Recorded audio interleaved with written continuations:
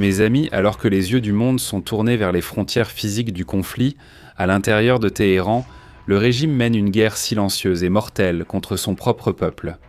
Un rapport qui vient tout juste d'être publié par Volker Türk, chef des droits de l'homme à l'ONU à Genève, n'est pas simplement un document bureaucratique. C'est l'autopsie d'une nation assiégée de l'intérieur. Faites attention aux statistiques de l'horreur. Rien que depuis la fin février, 21 exécutions ont été confirmées sous le prétexte générique de la sécurité nationale. Mais le chiffre qui glace vraiment le sang, c'est celui de la révolte de janvier. L'ONU estime que 40 000 personnes ont été tuées par les forces du régime. Il ne s'agit pas de pertes militaires. Ce sont des citoyens qui ont disparu sous le poids de l'un des plus grands coupures d'Internet de l'histoire, conçu pour que le monde n'entende pas les cris de ceux qui étaient massacrés. Le mécanisme de la répression est-il chirurgical et pervers ?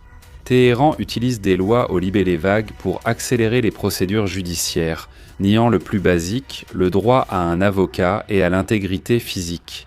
Et le résultat ? Des aveux extorqués sous la torture qui mènent à la potence. Parmi les exécutés, on trouve aussi bien des membres de l'opposition politique que des individus accusés d'espionnage pour Israël. Le bouc émissaire, le classique pour justifier la purge. Le message de Volker Türk est son clair.